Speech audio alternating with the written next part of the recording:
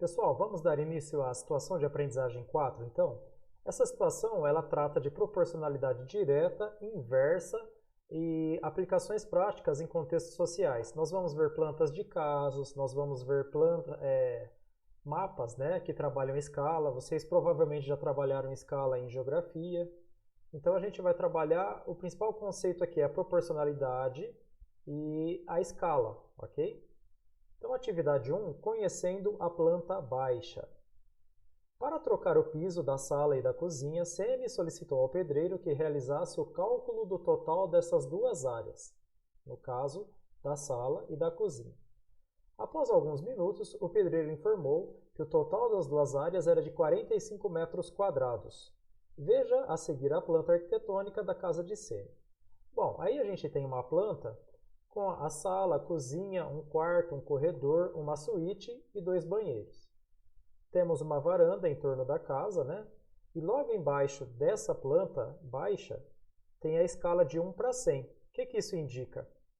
Que a cada 1 centímetro de desenho, o real é 100 vezes maior, né?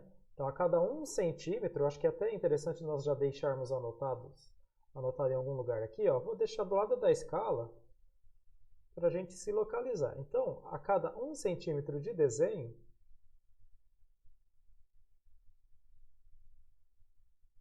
a gente vai ter 100 vezes mais no real, né? A gente vai ter 100 centímetros, eu vou escrever real aqui, ó. Ok? A cada 1 centímetro de desenho, 100 centímetros no real. E eu acho que é interessante também a gente deixar anotado que 100 centímetros, eu vou marcar aqui na folha, olha, que 100 centímetros equivale a 1 metro. Ok? Portanto,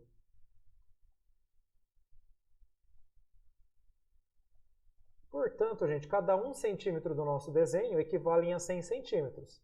Logo, cada 1 centímetro do nosso desenho equivale, então, no real, né, na casa real, 1 metro. Se a gente tiver essa base aqui, olha, fica tranquilo.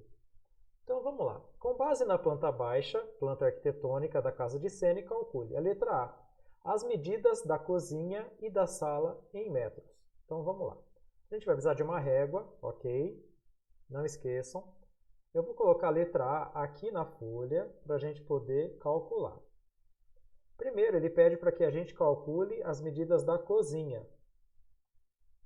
A cozinha. Então, se nós formos lá para a cozinha, coloquem a régua no ponto zero no início da cozinha e vê até o final dela quantos centímetros dá, ok? Eu já medi aqui, eu sei que vai ter um total de 4 centímetros aqui, que a gente pode chamar de comprimento, colocando a régua no ponto zero certinho e medindo essa distância aqui dessa parede dessa cozinha, nós vamos ter 3 centímetros, que equivalem a 3 metros. Então, vamos marcar aqui as dimensões. Então, a cozinha tem 3 centímetros por 4 centímetros, isso no desenho. Ok? Agora, 3 metros por 4 metros, isso no real, na casa real, ok? Então, a cozinha mede 3 por 4. A sala,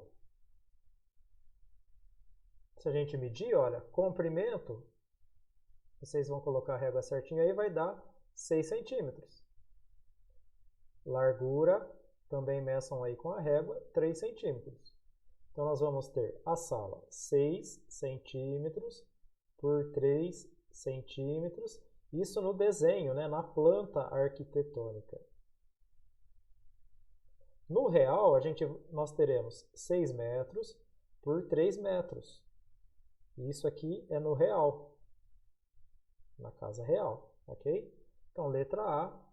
Então, ele pedia as medidas da cozinha e da sala em metros, então tá aí. 6 metros por 3 metros. Sala, cozinha, 3 metros por 4 metros. Acho interessante até nós...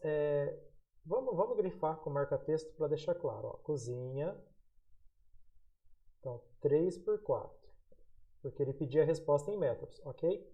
Sala, 6 por 3. 6 de comprimento, 3 de largura. 3 de comprimento, 4 de largura, no caso aqui da cozinha. Certo, gente? Muito bem. Então, nós vamos voltar aqui para a nossa caneta e vamos responder a questão B. A questão B pede o seguinte: a área da cozinha e a área da sala em metros. Bom, calculando a área da cozinha,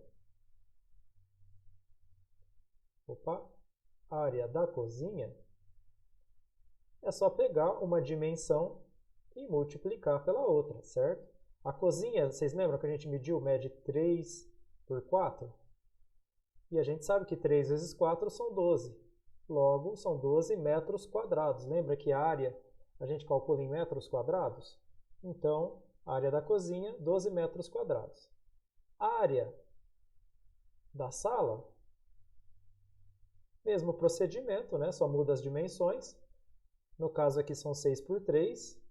Logo, nós temos 18 metros quadrados da área de sala, né? Ok. A letra C. Letra C pede o seguinte: o pedreiro estava correto em seus cálculos? Justifique. Bom, o que o pedreiro disse? Vamos grifar. Vamos pegar aqui o marca-texto. Vamos grifar. O pedreiro disse, olha, o pedreiro informou que o total das duas áreas era de 45 metros quadrados. Ou seja, o pedreiro disse aqui no enunciado que a sala e a cozinha juntas davam um total de 45 metros quadrados.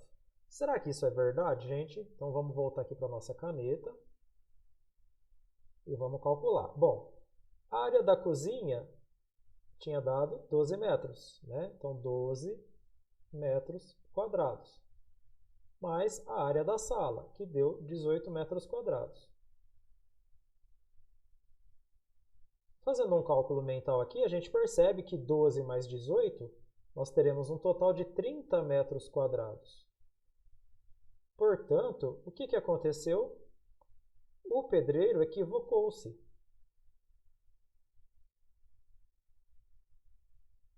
Em outras palavras, ele se enganou. Né? Equivocou-se. Ao dizer 45 metros quadrados de área. Ok? O pedreiro, ele se enganou, porque ao invés de 45 metros quadrados de área, igual ele disse, tem apenas 30 metros quadrados de área. Eu acho interessante a gente sempre grifar, né, para não se perder aqui nas informações. Ó. Então, cozinha, 12 metros quadrados. A sala, 18 metros quadrados. Logo, se eu somar 12 mais 18, eu tenho um total de 30 e não de 45, igual disse o pedreiro. Ok, gente? Próxima atividade. Bom, essa atividade aqui, assim como as próximas dessa situação de aprendizagem, eu trago apenas orientações gerais, porque elas já têm um âmbito mais particular, né? Já é uma coisa mais pessoal, pede um trabalho em grupo, uma situação de sala de aula aí que você precisa conversar com o seu colega. E nessa situação também tem medição do material físico, né, do caderno do aluno, ou da apostilinha, como vocês preferem chamar. E eu não tenho esse material físico aqui para trazer a medição correta, né? Lógico que vocês vão utilizar a régua. Mas eu vou trazer uma orientação geral para as próximas atividades que vocês podem fazer que não tem erro, ok? Bom, eu vou fazer a leitura e aí logo na sequência eu já trago aqui as orientações. No rodapé dos mapas e das plantas arquitetônicas, normalmente encontram-se suas escalas. A escala é elaborada a partir da razão de redução ou ampliação sofrida. É possível calcular a medida real utilizando a escala. Nas aulas de geografia, muitos mapas são analisados, cada um com sua escala. Quando o mapa apresenta uma escala de 1 para 1000, por exemplo, significa que cada uma unidade de medida no mapa representa 1000 unidades de medida no real. Se você estiver utilizando uma régua, significa que cada centímetro no mapa representa 1000 centímetros no tamanho real. Com base no exposto, resolva os problemas elencados a seguir. Então, a atividade 2.1, Malcolm vai viajar até a casa de Diana, sua prima, que mora na cidade vizinha.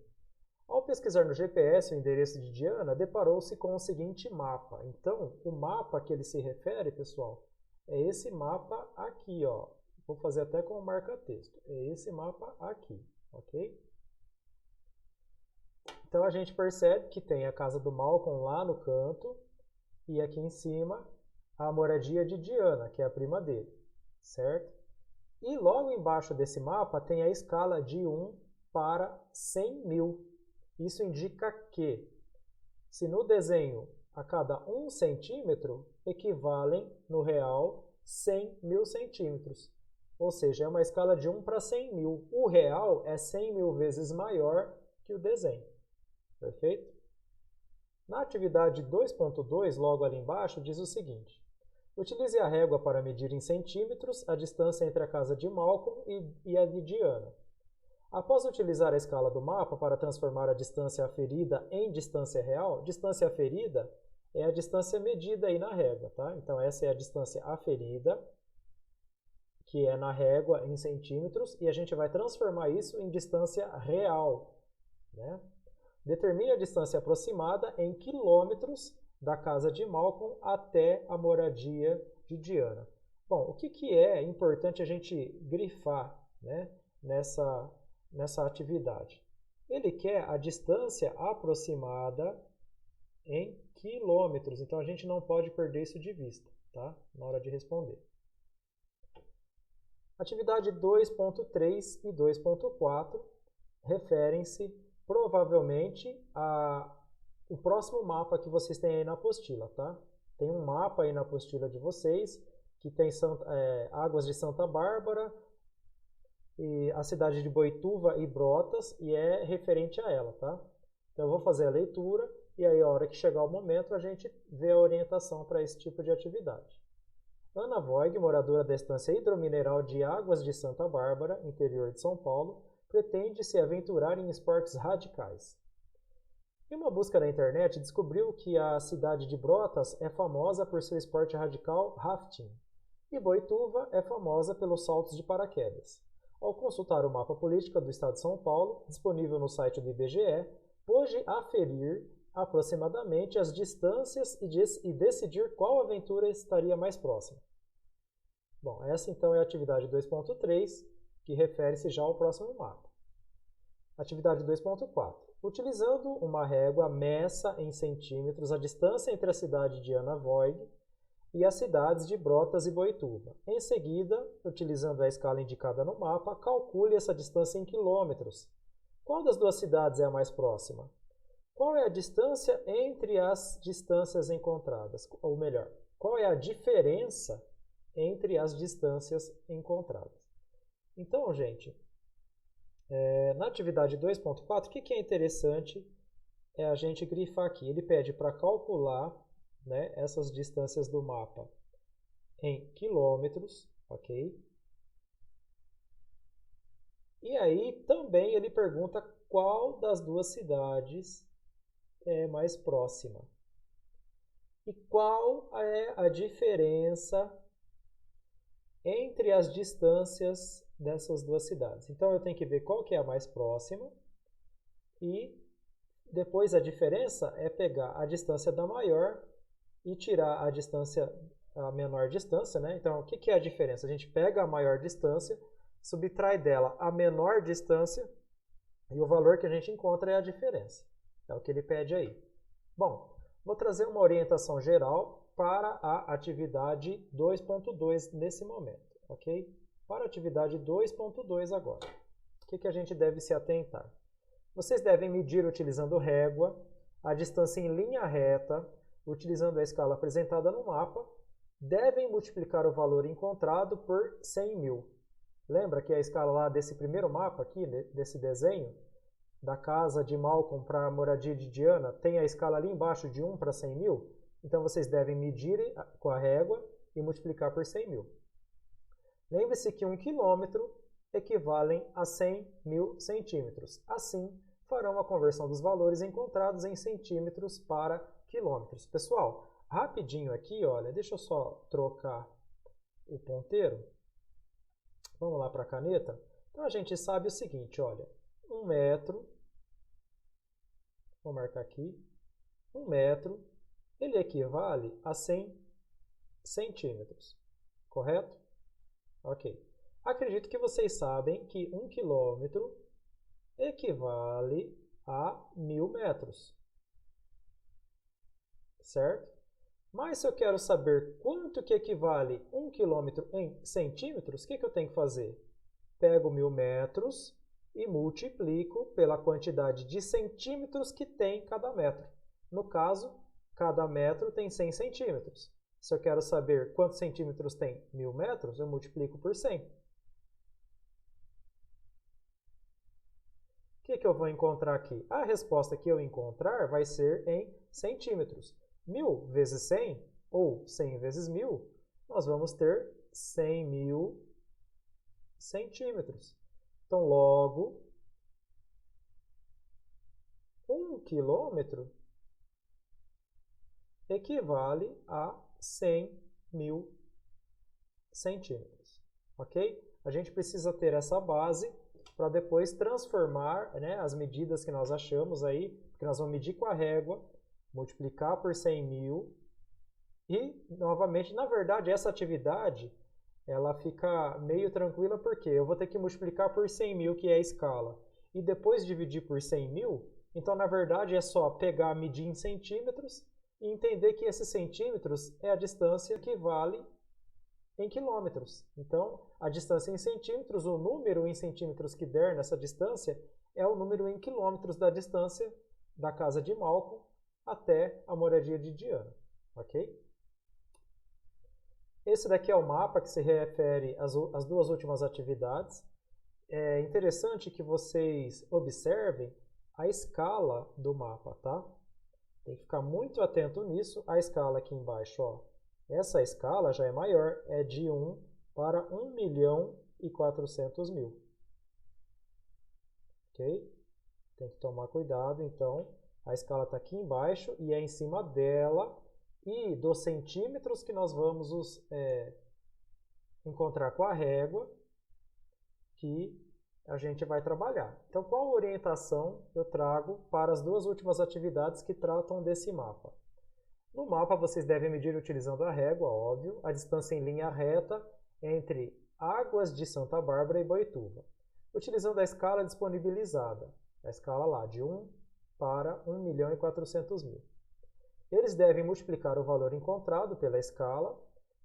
Como devem calcular em quilômetros, lembre-os que 1 quilômetro são 100 centímetros, aquilo que a gente conversou no slide anterior. Assim farão a conversão dos valores encontrados em centímetros para quilômetros. Devem comparar as distâncias e então encontrar qual é a cidade mais próxima, calculando a diferença. A diferença é a subtração, tá, gente? É a distância maior, né, menos a distância menor entre as cidades. Então, gente, rapidamente aqui, o que vocês têm que fazer? Deixa eu pegar aqui, então, a caneta. Então, vocês vão pegar a medida em centímetros de uma distância de uma cidade até a outra. Então, vocês vão pegar os centímetros da régua que vocês encontraram, vão multiplicar pela escala, que no caso é 1.400.000. Isso daqui tudo, gente, vocês vão encontrar uma resposta em centímetros no real. Tá? Essa quantidade de centímetros já vai ser o real. Só que ele não quer em centímetro, ele quer em quilômetros. Então, o que vocês vão fazer com esse resultado? Vocês vão dividir por 100 mil. E assim que vocês dividirem por 100 mil, esse valor encontrado, vocês encontrarão a resposta em quilômetros.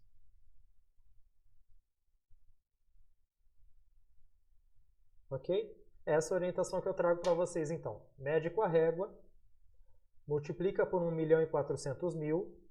O valor que der já é real, mas ele é real em centímetros. Para transformar esse valor em quilômetros, vocês dividem por 100 mil.